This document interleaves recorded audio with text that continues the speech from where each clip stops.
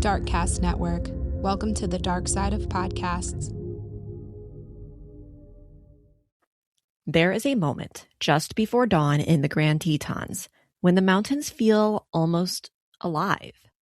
Like a dancer is tiptoeing peak to peak in the darkness that is just starting to shift. Their jagged silhouettes cut into the pale sky, catching the first hints of the morning light, and for a climber, it is impossible not to feel the pull. The invitation to join in the carefully crafted choreography of binding oneself to the ascent. The Tetons rise abruptly from the valley floor, as if carved with intention, offering routes that are as breathtaking as they are demanding. Every granite face, every narrow ledge, every exposed ridge seems to whisper the same promise. There is something beautiful here for you, but you are going to have to work to find it. For many, that's exactly the draw. The Tetons aren't just another climbing destination. They're a place where one can prove themselves as a climber, that they are brave, they are smart, and they are willing to take a chance to see the beauty spreading out beyond the summit. The terrain is raw and unfiltered, a place not untouched by people, but touched by people who love it rather than own it. The Tetons hold climbing routes with long approaches, vulnerability to unpredictable weather, and moves that test not just your strength, but your judgment. And yet, the reward is unmatched. At the summit, with the wind sweeping across miles of wilderness, you feel lucky to simply witness it. But in the Tetons, the line between adventure and adversity is razor thin. A loose foothold, a sudden storm, a wrong decision high on exposed rocks. These mistakes can become big problems fast. And when things go wrong, the entire experience unravels. These mountains, stunning as they are, demand respect. Because in terrain this rugged, this remote, rescues aren't just complicated. They're some of the most difficult to pull off, even when everything goes to plan. Welcome back to Tragedy with a View.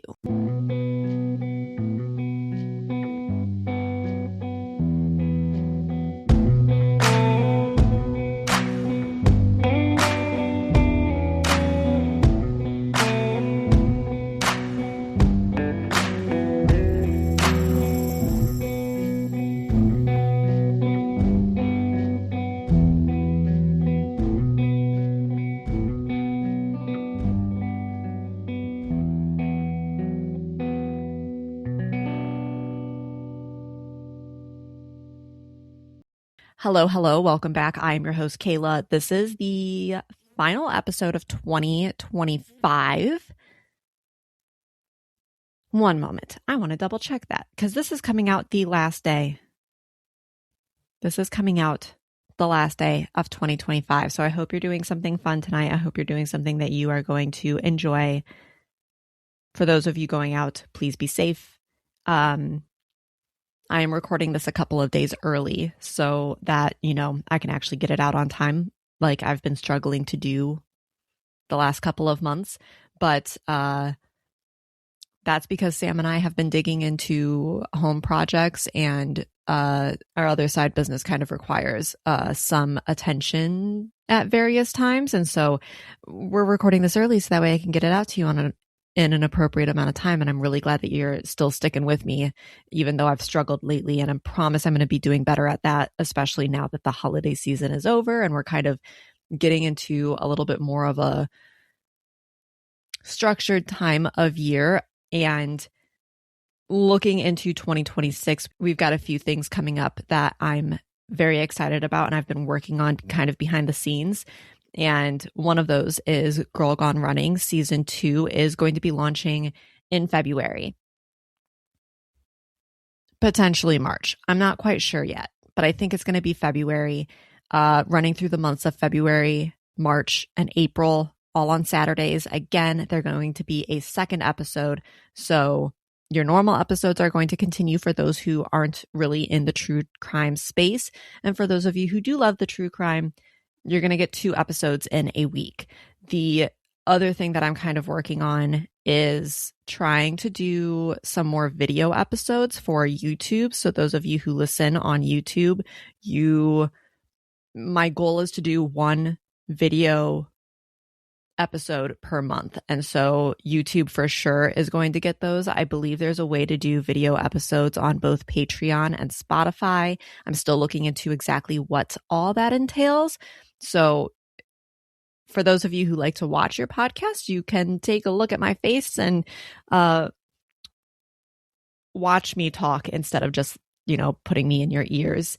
And then the last thing that I'm working on for 2026 is going to be some extra episodes.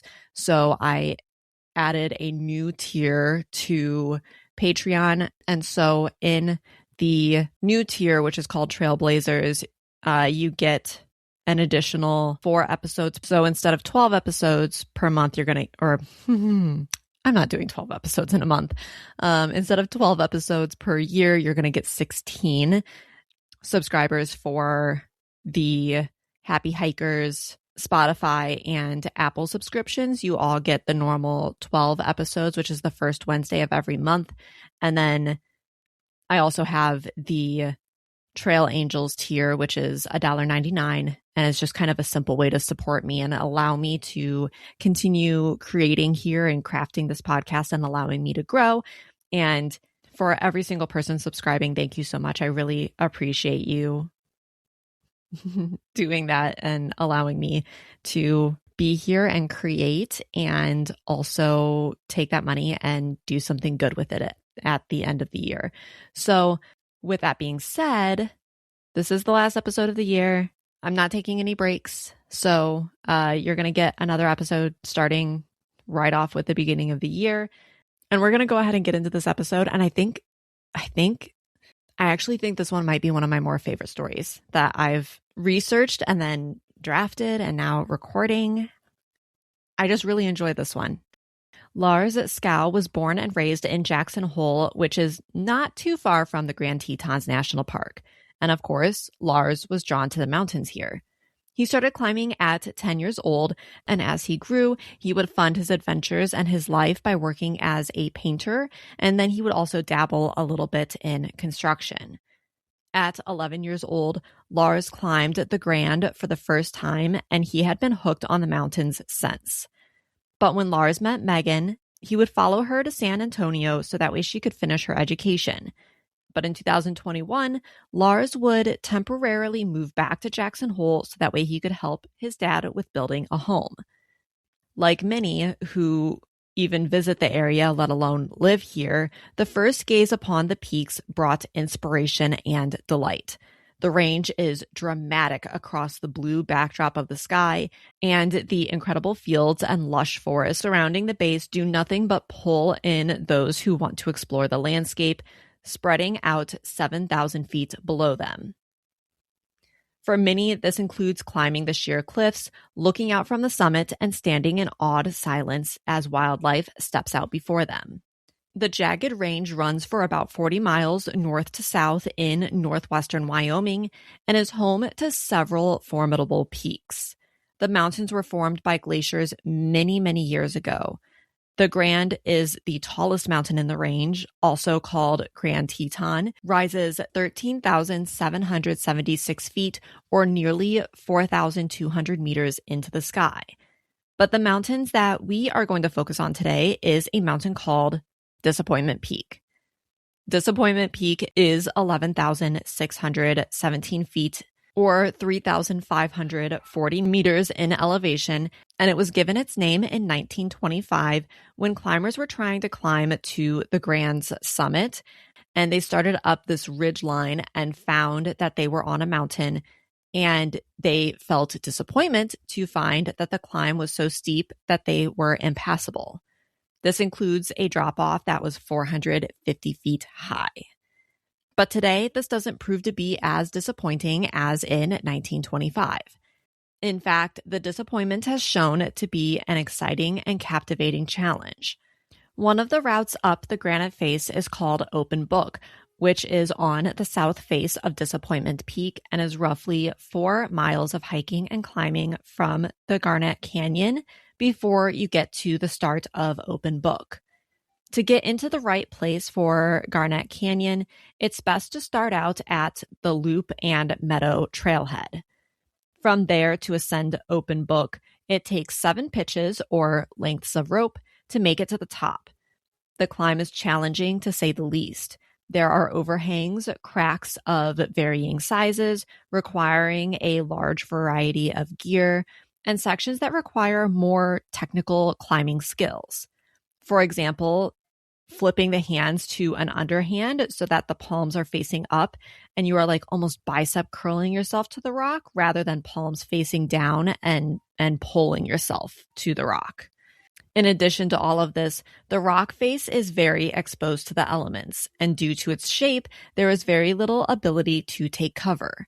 The wall is at this slight corner, which is how it got its name, Open Book, because the rock is almost at an angle of a book kind of propped open. And so it looks like you take a book and you just kind of like crack it open. And so where the seam is between the pages is kind of what you're climbing up. It has this overhanging ledge at the very top, which is the most challenging section of the climb. While more storms do approach from the east and move west, severe summer storms do frequently pop up from the south and move in a more northwest direction. And with this open face on Open Book, climbers just kind of have to stay put or push through. But on July 25th, Lars and his good friend and climbing partner, Sahir Enriquez, decided to go for a climb. Just the week prior, they had done a different climb, and as they talked and were planning their next climb, Open Book came up. Sahir noted that it was a moderate climb, so nothing too challenging, but also nothing too easy either. Lars and Sahir have climbed over a dozen times together, so they felt confident that they knew each other's climbing styles well. Sahir was not born in the area. He was born actually in Mexico, but when he was 2, he moved to Jackson Hole with his family and then grew up here. He started climbing at 19 and instantly gravitated towards it. For the following 5 years, Sahir lived and breathed climbing. He worked for Combs Outdoors, which is a local nonprofit to Jackson, Wyoming, who aims to provide a resource to get young people into the outdoors. They provide opportunities to experience new things and learn new skills and make new friends all in this outdoor community. So when Lars and Sahir made their plans, they didn't think it would be much different from the standard climbs they have already been on. They were confident and they didn't even think that something could go wrong. But oh, how wrong they were. This day started out wonderfully. The sky was blue, the weather was steady and nice. As Lars and Sahir hiked in, the temperature was about 50 degrees and both felt good at this time, especially when they considered that they would beat the heat and be able to start heading home by 2 p.m. Their plan was to trade pitches. So starting with Sahir, he would climb to the top of the rope that connected him and Lars, anchor in, to which Lars would then climb up and then continue on to lead the next pitch. It is as they get up to this overhanging ledge that things start to get challenging. The ledge requires a maneuver called a layback, where you are moving along the bottom of this rock feature by leaning or laying back, so that you are moving horizontally with the overhang. This requires a ton of tension between the hands and the feet to keep balanced, and the core strength required here is also insane. I personally don't have the strength or the coordination to be able to do something like this. I've done like moderate laybacks, and they're very challenging. And I also fail at those, so if that tells you anything. Climbing is a sport that truly, out of all of the sports that I've done, and I've played a lot of sports, it takes the most athletic strength and capacity. And that's purely from a physical level. We're not even talking about the mental side of climbing as well. So Lars starts out and he's kind of nervous. He actually down climbs to kind of reorient himself and try to figure out his game plan. and then he gets moving with some encouragement from Sahir.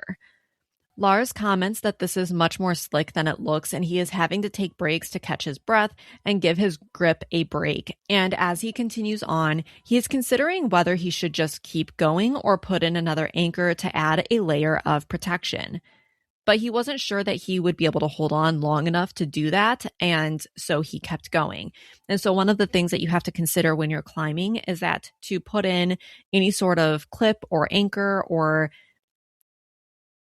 safety measure, especially on something where you're climbing on an overhang, you have to let go with one hand to be able to then locate the piece that you need, install the piece that you need, and confirm that it is holding. And that all takes time, and that's more time and tension that your muscles are under, especially when it becomes one-sided. And so this is a consideration that a lot of climbers are familiar with.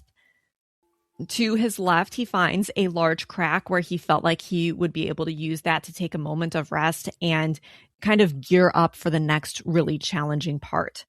As he moves in that direction, he finds a foothold to lock into, and then he starts to move his hands to the left, and the next thing he knows, he's falling. He actually mentions that during the fall, he realized that he was in trouble because of how long he was falling for. When his foot slipped from the rock, he didn't have any pieces of protection in yet, and so as he fell, the next clip that was beneath him was put under a ton of force, and it broke free from the rock.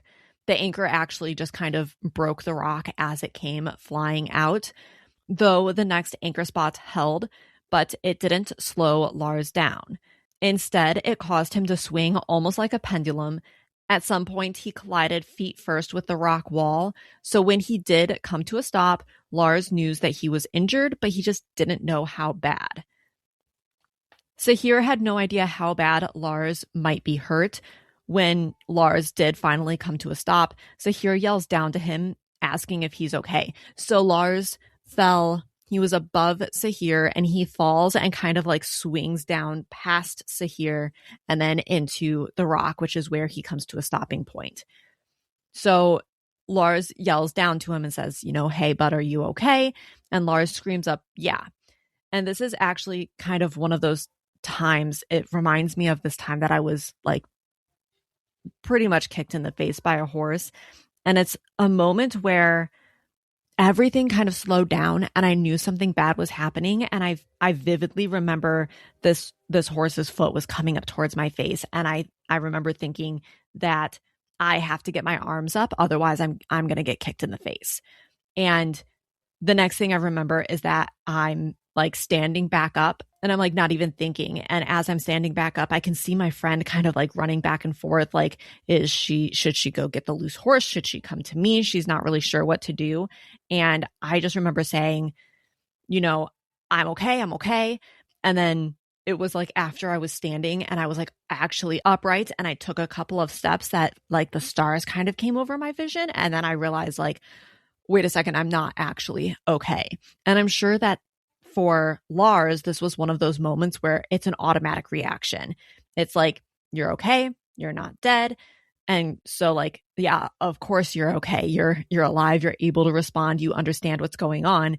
But then as that moment of adrenaline starts to like kind of come down a little bit, reality starts to sink in. So yeah, you're not dead. So of course you're okay, but also you're not really okay.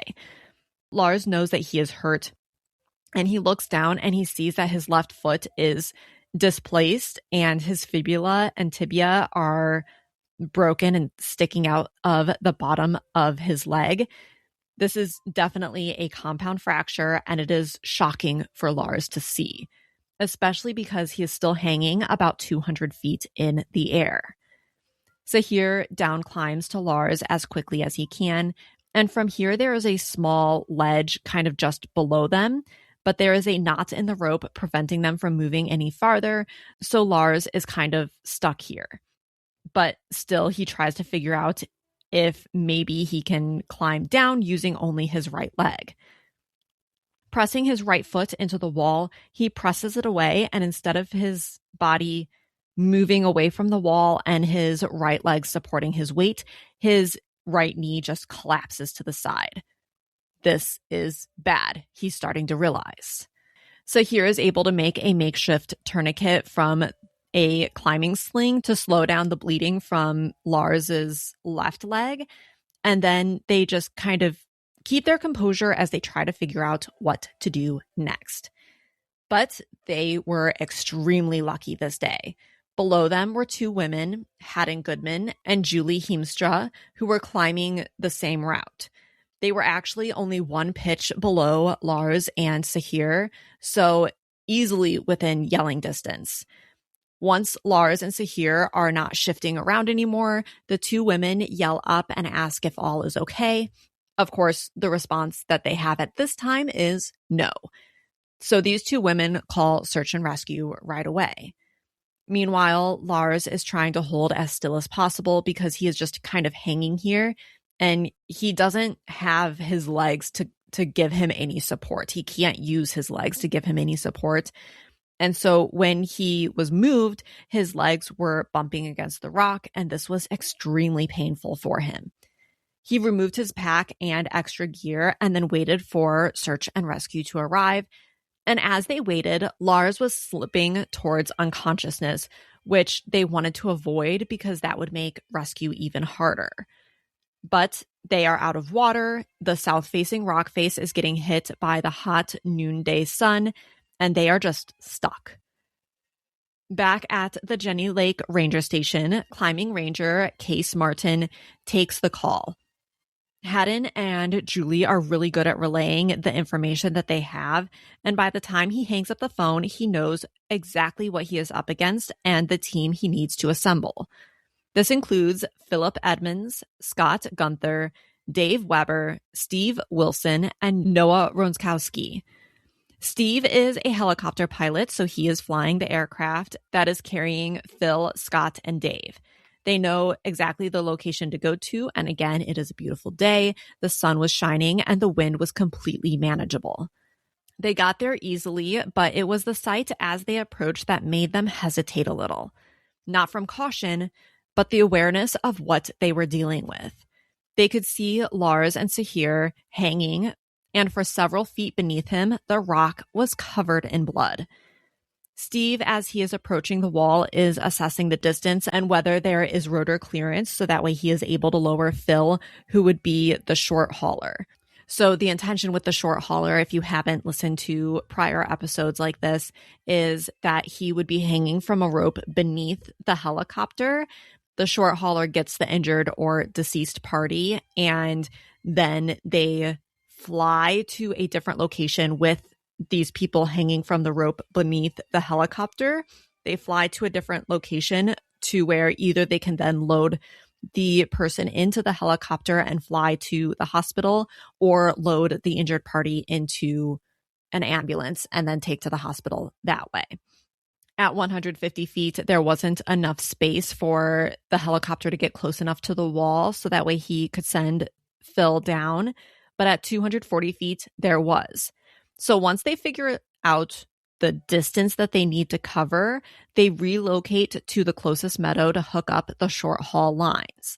So they have to measure out the distance so that way they know how much line they need. And depending on spacing issues, they will either have one or two short haulers or rescuers at the end of the rope. In this case, the space was so small that they decided on one, and this would be Phil.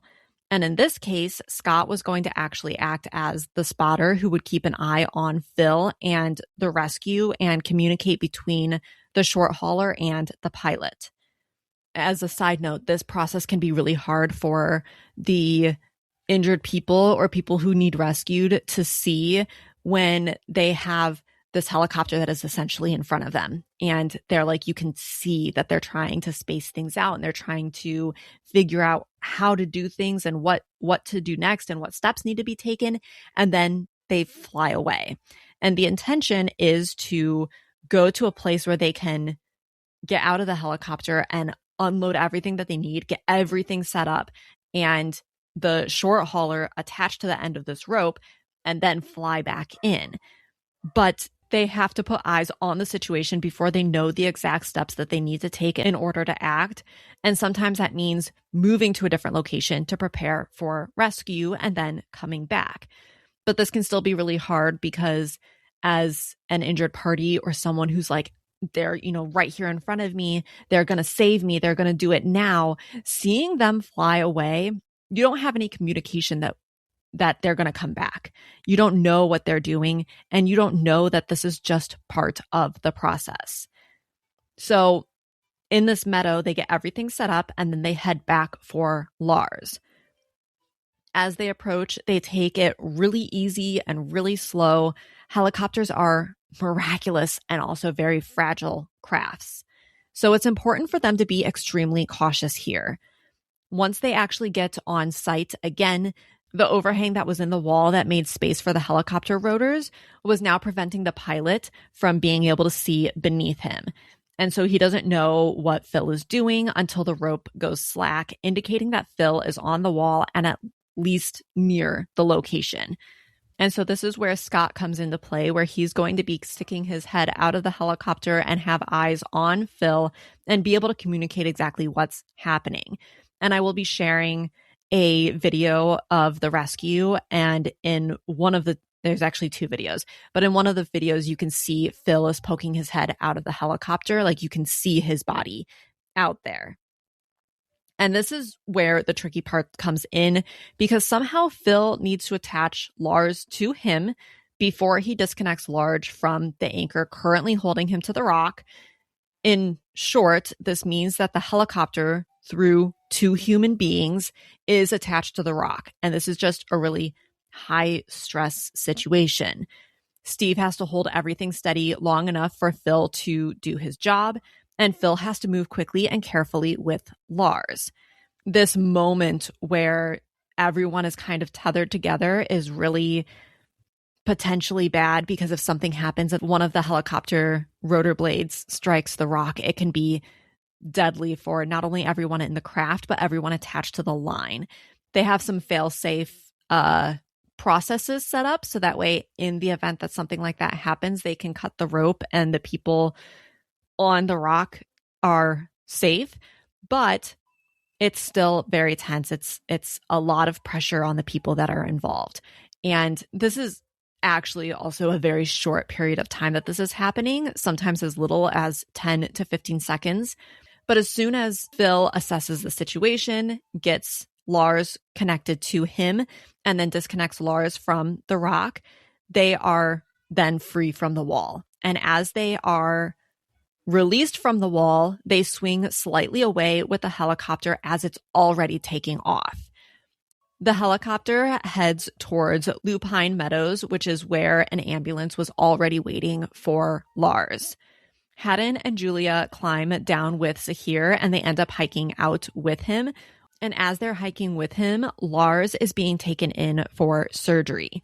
He had a major compound fracture to his left ankle, a partially torn ACL and MCL, along with a complete PCL and LCL tear in his right knee, and a posterior lateral corner injury to the knee, which is basically damage to the outside back of the knee, often tearing ligaments and stressing those ligaments in the back of the knee. And this causes a lot of pain and swelling and instability or buckling of the knee. Can also affect the nerves in the rest of the leg. And so he's got this complete collapse of his right knee, as well as a complete severing of the bones in his left leg. That afternoon, approximately 5 hours after he initially fell, Lars underwent his first surgery. It was cleaning and stabilizing his left ankle compound fracture. And in the days that followed, more information was found about the injuries that Lars had on his legs and what they needed to expect moving forward. He also had a tibial plateau fracture in his right knee, as well as a talus and calcaneus injury to his right heel and foot. All of this stuff is requiring surgery in the following weeks. Lars was unable to walk for 3 months, but he survived. And incidents like these, though hard to comprehend, are not uncommon, especially in the Grand Tetons. They are the very thing that the Jenny Lake Rangers train so hard for. Lars was lucky to be in the perfect place at the perfect time to account for a smooth rescue that allowed him to keep his life. For those of you on social media, I will be sharing the videos that were taken during the rescue on Facebook, Instagram, and Patreon. I think it is so important to see and witness these things, especially for those of us who are so far removed from rescue and life or death situations. It can bring some understanding to the huge impact that these rescuers have on the lives they touch. As always, thank you so much for listening. I appreciate you being here. Subscribers, we will talk next week, and everyone else, I will talk to you in 2 weeks. See you then. Bye. What is life without close calls with disaster? Thank you for listening. Don't forget to follow the podcast to be the first to hear the now weekly episodes. Join our subscription on Patreon, Apple, or Spotify today and immerse yourself in the haunting beauty of the great outdoors. For around $4 a month, you'll get exclusive access to the first episode of each month and early access to all other episodes, showcasing the morbid and mysterious side of nature. Please reach out with story requests, and if you have your own story, please email tragedywithaview@gmail.com for a chance to have your story featured on a later episode. Again, thanks for listening. We'll see you next time.